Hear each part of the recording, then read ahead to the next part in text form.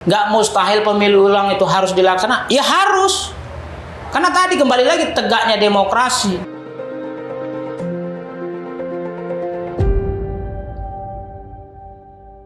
Selamat datang di podcast Petisi Brawijaya. Kita akan kembali membahas isu-isu yang berkaitan dengan pemilu yang prosesnya sampai hari ini belum selesai karena masih tahap PHPU.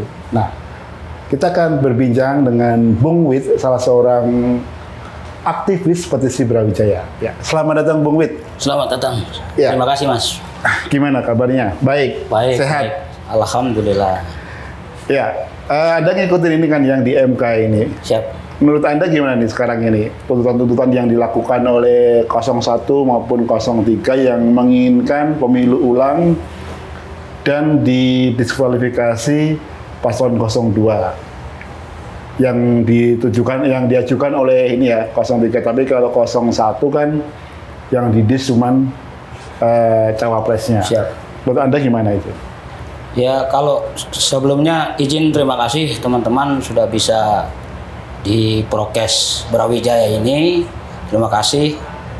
Jadi kalau pandangan saya sendiri sebagai aktivis di Brawijaya, sidang di MK ini secara substansi demokratisnya sudah mengarah untuk benar. Dalam pengertian mengarah untuk benar, teman-teman baik di 01 di 03 walaupun usulannya ada perbedaan dari usulan mereka masing-masing, ya saya melihat ini memang sudah alur demokrasi yang benar. Apalagi ini sudah masuk mau sidang MK ke berapa, dalam tanda kutip para menteri juga udah dalam notabene saya atau pandangan saya kalau memang tidak diintervensi mereka harus hadir, karena dari menteri-menteri itulah menjadi kesimpulan di MK itu nanti TSM-nya akan terbuka. Kalau menurut Anda peluangnya berapa persen nih? Kalau melihat peluang sidang di MK ini, melihat dari sepak terjang para menteri yang terlibat dalam hal ini TSM, saya berani katakan peluangnya ya boleh dibilang 60-40. Untuk siapa? Untuk dalam posisi 03 di 60, 40 untuk di peluangnya itu. Tapi kan menteri belum tentu bisa hadir itu kan.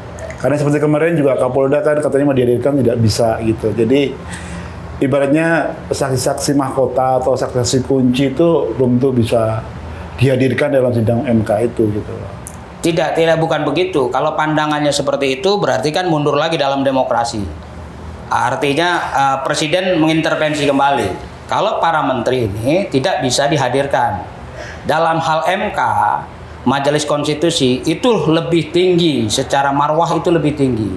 Artinya ketua MK sendiri itu harus berani menghadirkan para menteri ini. Dalam tanda kutip, menteri ini pun yang dua notabene itu independen. Satu Muhammadiyah, Pak Muwazir, perwakilan dari Muhammadiyah yang kita tahu dia adalah independen. Terus yang satu lagi Bu Sri Mulyani juga seorang independen. Hanya yang dua notabene dari partai pengusung 02, yang satu dari 01 yang kita tahu mereka adalah dari partai-partai politik. Saya kira itu. Jadi fungsi independensinya untuk menuju ke demokrasi itu udah harus apa difasilitasi sama presiden, jangan tidak untuk MK ini. Kira-kira seperti itu. Ya, tapi ini kan masih lama ya MK ini ya, sampai tanggal 22 April keputusannya ya. Jadi nanti ada jeda waktu juga ya. Kira-kira cukup nggak sih saksi yang diajukan itu nanti akan diproses dengan mendalam atau diminta keterangan mendalam baik dari 01 maupun 03? Kalau waktu memang melihat dari waktu sendiri teman-teman juga harusnya menyikapi. Ya, dalam hal ini kan itu udah keputusan MK. Itu siasat dalam mengatur ritme waktu itu dinamis saja. Artinya dinamis, apapun yang terjadi, kecukupan waktu, ya mau nggak mau MK harus mengambil sikap. Dalam hal ini kan kecukupan waktu itu seperti gini. kalau ngejar target itu memang ini benar-benar penting, pemilu ini penting untuk masyarakat Indonesia, ya harus. Mereka tuh harus. Mau katakan sidang maraton, mau dia mempercepat atau mau mengambil menteri dalam sesi ini, itu lebih teknis lah. Kalau menurut saya lebih teknis. Artinya MK lebih memahami. Saya terima kasih kalau MK lebih memahami. Tapi ada juga yang menganggap sidang MK ini cuma drama gitu. Pengertian cuman teatrikal gitu ya, untuk memenuhi harapan 01 maupun 03. Karena sebenarnya nanti juga keputusannya itu tidak seperti yang diharapkan oleh pihak 01 maupun 03. Hanya mengikuti keputusan dari rekapitulasi suara KPU. Menurut Anda gimana itu? Kalau pandangan saya lain, oke lah, itu dramatisir. Kalau mereka versi yang saya anggap, ya anggaplah ini. Ini kan publik. Publik jangan diberi cara berpikir seperti itu. Publik ini lebih besar. Artinya kalau kita berkaca-kaca tadi itu adalah untuk menyenangkan 01 dan 03, bagi saya juga nggak mungkin juga. Karena saya lebih berpikir publik. Publik ingin tahu gambaran demokrasi kita sampai di mana mengenai MK ini. Karena hak publik itu harus tahu. Kalau memang ini kecenderungan dikatakan tadi bersandiwara atau drama, kalau istilah sekarang kok drama Korea lah. Saya malah nggak seperti itu pandangan saya. Saya lebih optimis sebagai publik, sebagai rakyat biasa. Saya akan menjelaskan kepada terutama publik dalam prokes ini, untuk publik terutama teman-teman yang ada di aktivis Brawijaya. Bagi saya tetap demokrasi harus ditegakkan, publik harus punya cara berpikir politik.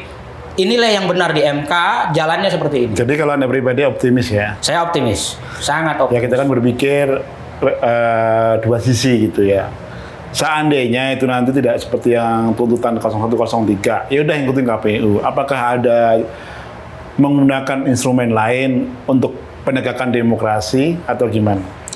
Dalam demokrasi itu yang saya pandang penting, ya tadi kembali lagi hak publik. Ketika hak publik tidak dikasih pencerahan, terus terjadi pemikiran tadi yang dikatakan sama Mas, bahwa nanti tidak menyenangkan kedua belah pihak.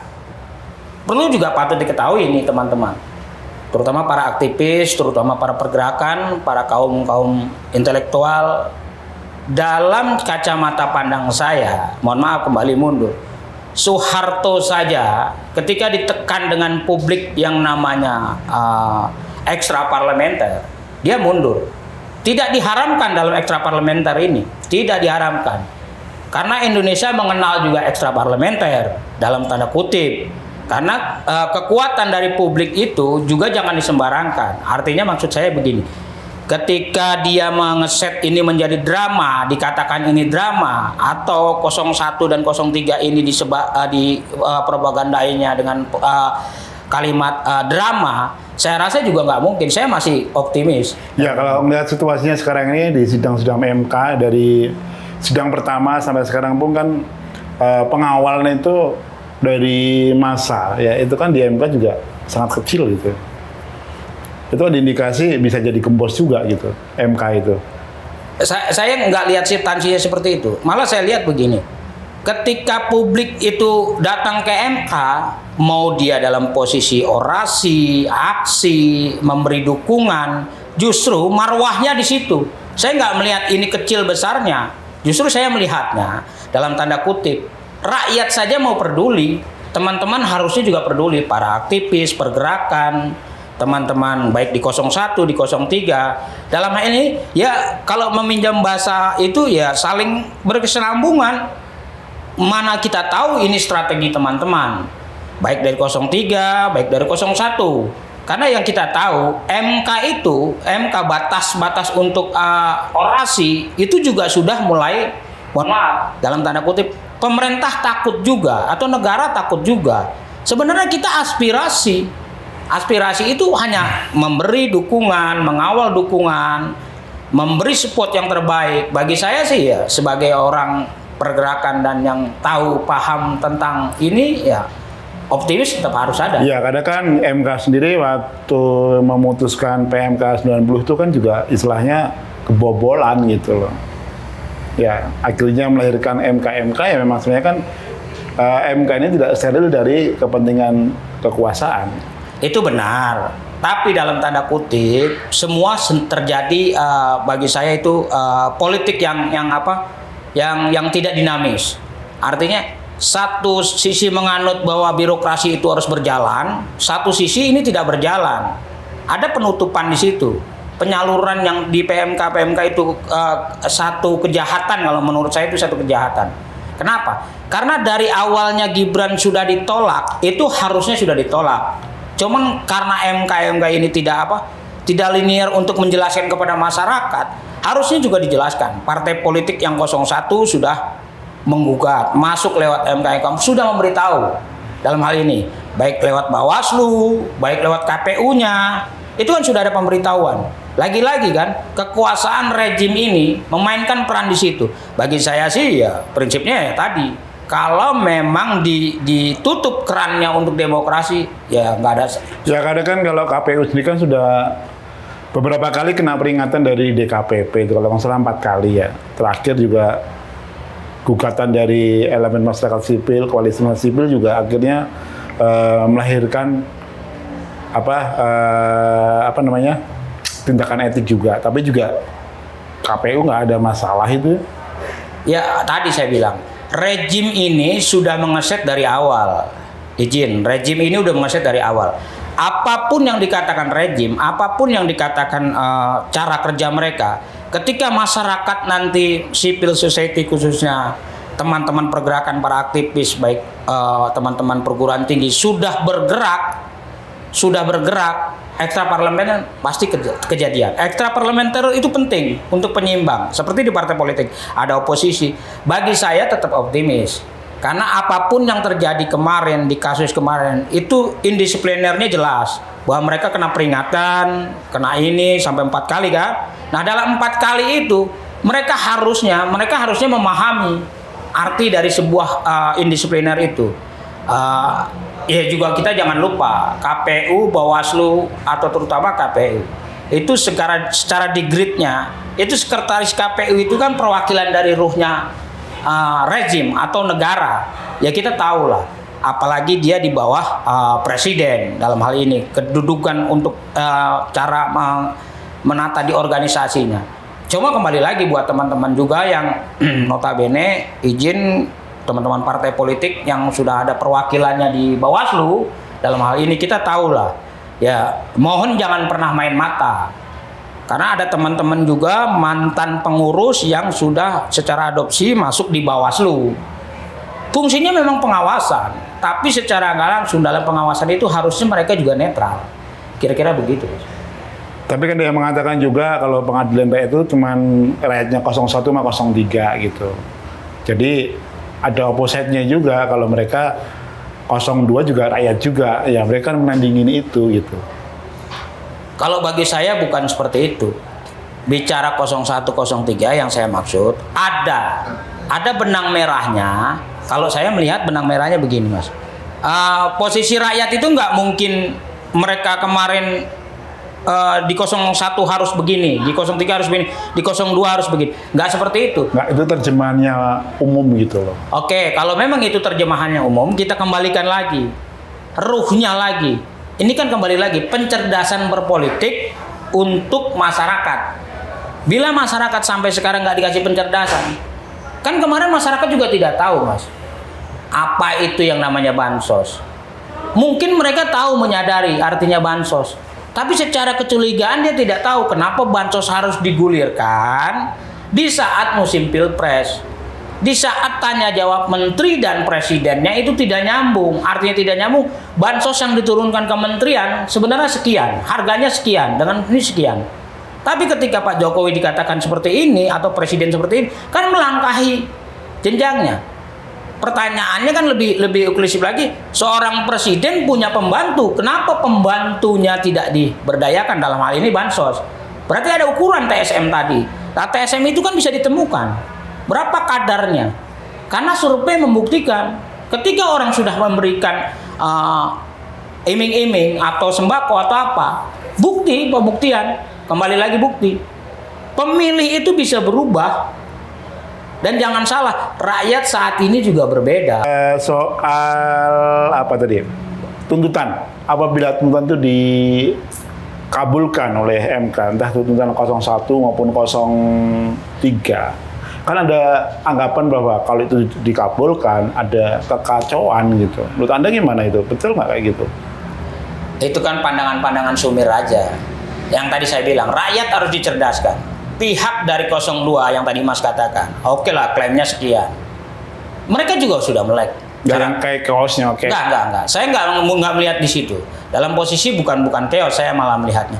Justru posisinya teman-teman 03 dan 01 harusnya mencerdaskan atau meyakini para pemilih kemarin yang di 02, Anda salah. Dengan program bansos itu Anda akan menderita selamanya. Dengan program visi misinya itu akan salah. Kalau tadi dikatakan chaos, saya rasa tidak chaos. Nah, itu bukan pihak 01 yang mengatakan, tapi ada pihak 02 itu mengatakan ya. Kan Yusril sudah mengatakan kalau sampai terjadi itu pasti terjadi ketidakpastian.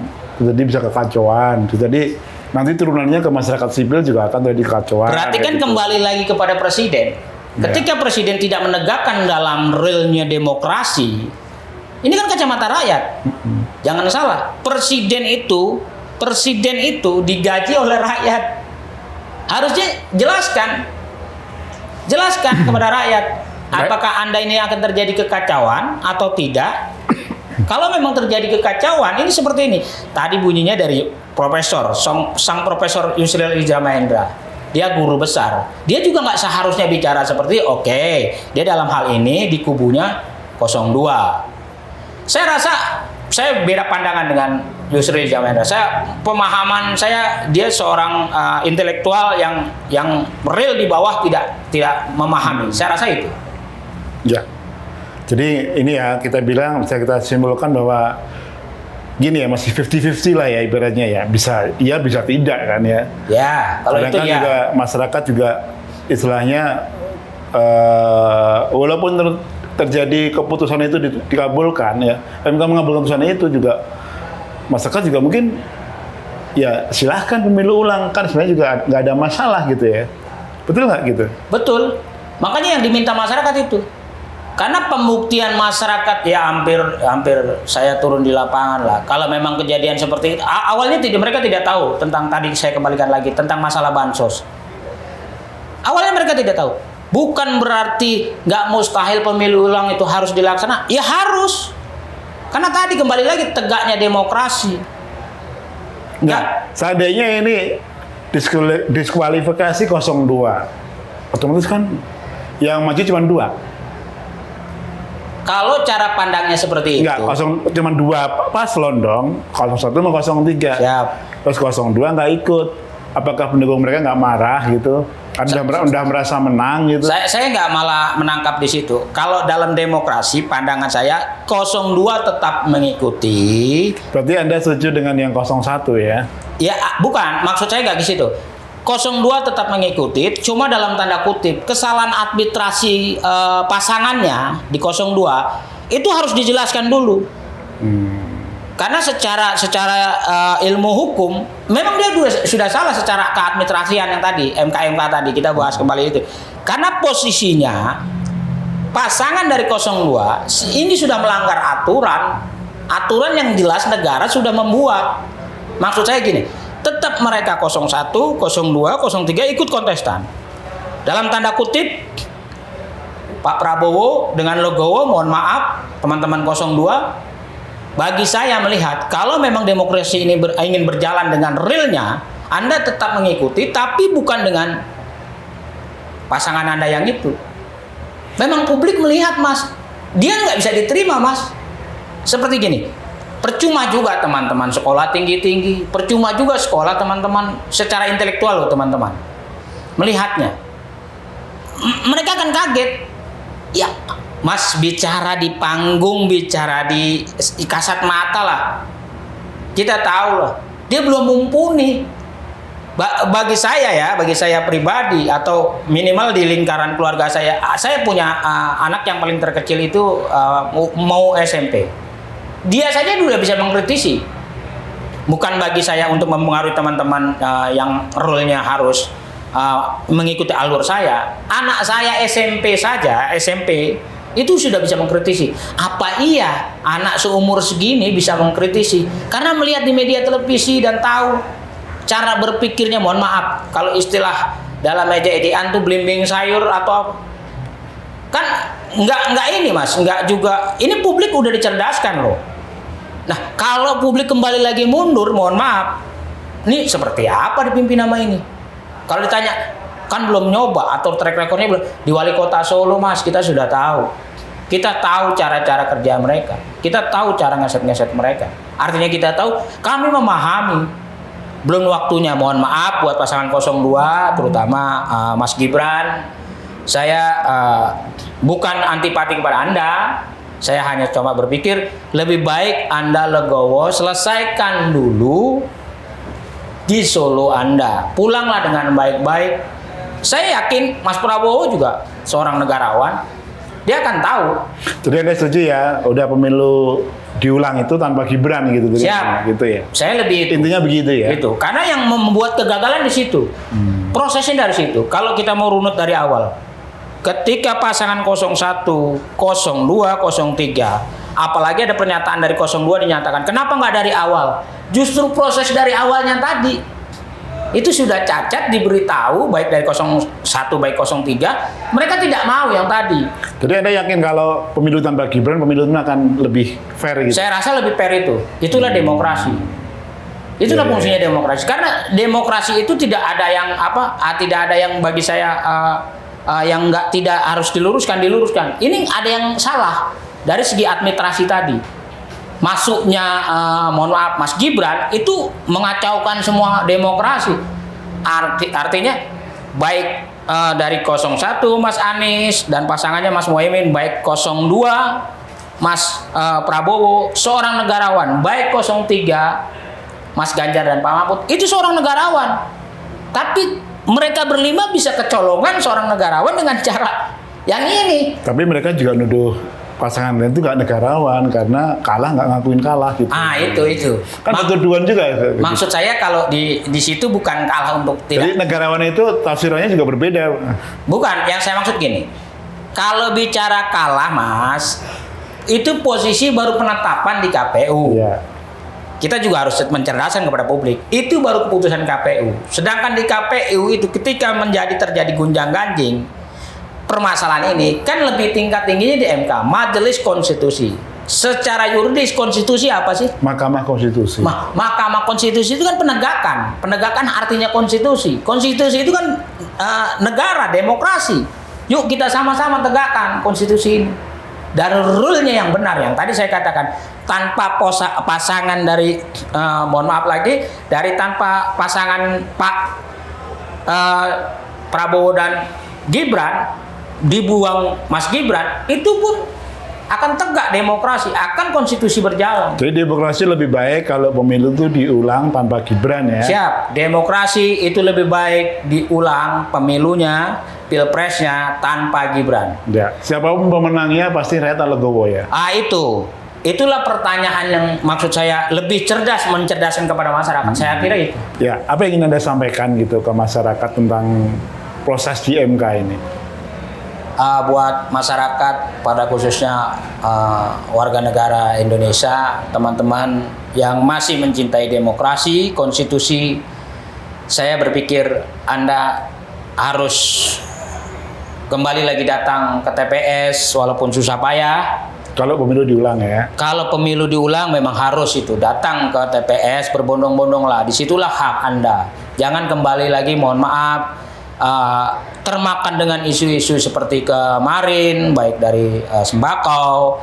Jadilah pemilih yang cerdas, pemilih yang demokratis, pemilih yang bisa memahami arti visi misi seorang pemimpinnya. Karena kita bicara 5 tahun, bukan bicara setahun, 2 tahun, 5 tahun. Apapun teman-teman, Anda yang sudah pernah melakukan tawaran mendapat bansos ataupun ini, bagi saya itu adalah kejahatan. bukan berarti saya menghukum publiknya. Justru kejahatan itu datangnya dari atas. Kejahatan di pesta demokrasi, Anda tidak salah masyarakat. Tapi pemimpinlah yang salah. Karena di saat itu bukan pada tepatnya untuk memberikan bansos. Akhirnya terjadi seperti ini. Mungkin demikian. Oke, terima kasih Bung Wit. Siap. Matur suwun Mas.